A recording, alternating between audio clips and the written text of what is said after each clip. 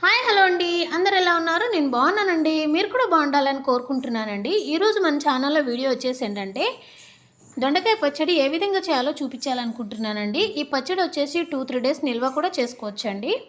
అలాగే చాలా టేస్టీగా ఉంటుందన్నమాట.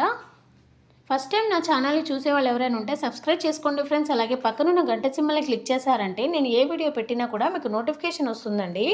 ఆ విధంగా నా వీడియోస్ అన్నీ చూసేయచ్చు అనమాట. ఇప్పుడైతే దొండకాయ పచ్చడి ఏ విధంగా చేయాలో చూసేద్దాం, వచ్చేయండి. ఫస్ట్ నేను ఇక్కడ కొన్ని దొండకాయలు తీసుకున్నాను, అలాగే కొన్ని పచ్చిమిర్చి తీసుకున్నానండి. పచ్చిమిర్చి కారంగా ఉంటే కొంచెం తక్కువ తీసుకోండి, సరిపోతుంది.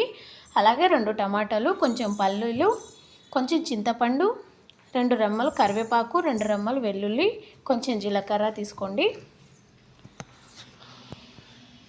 ఇలాగే తీసి పక్కన పెట్టేసిన తర్వాత ఇప్పుడు పచ్చిమిర్చి, దొండకాయ, టమాటాలు ఉన్నాయి కదండి, శుభ్రంగా కడిగేసి ఇలా చిన్న చిన్న ముక్కలుగా కట్ చేసుకోండి. మరీ చిన్నగా కాకుండా మీడియం సైజులో ఇలా కట్ చేసుకుంటే సరిపోతుందండి.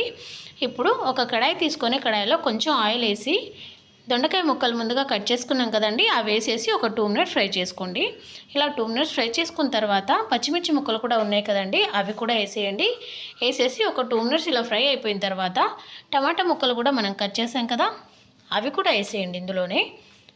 ఇలా ముక్కలన్నీ ఒకేసారి వేసేసిన తర్వాత టేస్ట్కి సరిపడా సాల్ట్ కూడా ఇప్పుడే వేసేయండి. ఎందుకంటే మనం సాల్ట్ ముందుగానే వేసేసామంటే ముక్కలు అనేవి త్వరగా మెత్తబడతాయండి, త్వరగా ఉడికిపోతాయి అన్నమాట. అందుకే నేను టేస్ట్కి సరిపడా సాల్ట్ ముందుగానే వేసేస్తున్నాను. చూసారు కదా, ఇప్పుడు అవి ఉడికే వరకు మనం ఇంకో కడాయి తీసుకొని కడాయిలో పల్లీలు మనం ముందుగా తీసుకున్నాం కదండి, పల్లీలు ఇలా దోరగా వేయించుకోండి. వేయించుకొని పక్కన పెట్టేయండి. ఇలా పక్కన పెట్టేసిన తర్వాత మనం ముక్కలు ఫ్రై చేసుకుంటున్నాం కదా, అందులో కొంచెం చిటికెడు పసుపు వేసేయండి. వేసేసి ఒకసారి ఇలా కలుపుకొని ఒక 5 మినిట్స్ ఫ్రై చేసుకోండి. చూడండి ఉడికిపోయాయి కదా, స్టవ్ ఆఫ్ చేసేసి పక్కన పెట్టేయండి చల్లారే వరకు. ఇప్పుడు ఒక మిక్సీ జార్ తీసుకొని మిక్సీ జార్లో మనం ముందుగా ఫ్రై చేసి పెట్టుకున్నాం కదండి పల్లీలు ఉన్నాయి కదా, పల్లీలు అలాగే వెల్లుల్లి రెమ్మలు, కొంచెం జీలకర్ర, దాంతోపాటు చింతపండు కూడా ఉంది కదండి, అది కూడా వేసేసి ఒకసారి గ్రైండ్ చేసుకోండి. ఈ విధంగా కచ్చిపచ్చిగా గ్రైండ్ చేసుకోండి ఫ్రెండ్స్.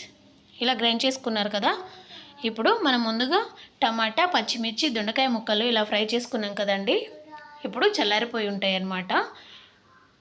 వీటిని ఇందులో వేసుకొని ఒకసారి మిక్సీ చేసుకోవాలండి. మనం ఎప్పుడైనా కూడా ఇలా చల్లారిన తర్వాతే మిక్సీ చేసుకోవాలండి, లేదంటే ప్రాబ్లం అయిపోతుందన్నమాట. చూసారు కదా, దొండకాయ ముక్కలు, పచ్చిమిర్చి, టమాటా ముక్కలు కూడా ఇందులో వేసుకొని ఇలా ఒకసారి గ్రైండ్ చేసుకుంటే సరిపోతుందండి.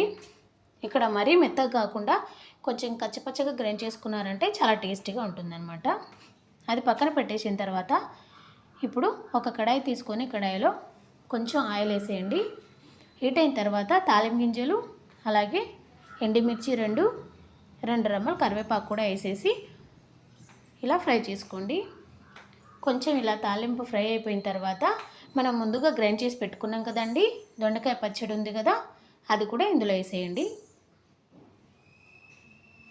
చూసారు కదా, ఒక 2 మినిట్స్ ఇలా ఆయిల్లో ఫ్రై చేసుకున్న తర్వాత తీసేయండి. పచ్చడి చాలా టేస్టీగా ఉంటుందండి. మనం 2-3 డేస్ తినొచ్చు అనమాట, బాగుంటుంది. దీన్ని కొత్తిమీరతో కూడా గార్నిష్ చేసుకోవచ్చండి. నేను ఇక్కడ కొత్తిమీర వేయట్లేదు, స్కిప్ చేశాను. మీకు కావాలనుకుంటే కొత్తిమీర వేసుకొని గార్నిష్ చేసుకోండి, చాలా టేస్టీగా ఉంటుంది. రైస్లో చాలా బాగుంటుందండి. చూసారు కదా, ఎంతో టేస్ట్కరమైన దొండకాయ పచ్చడి రెడీ అయిపోయిందండి. ఈ విధంగా మీరు ట్రై చేసి చూడండి, చాలా బాగుంటుంది. వీడియో కనుక నచ్చినట్లయితే లైక్ చేయండి, సబ్స్క్రైబ్ చేయండి ఫ్రెండ్స్, కామెంట్ చేయండి. ఇలా ట్రై చేసి చూడండి.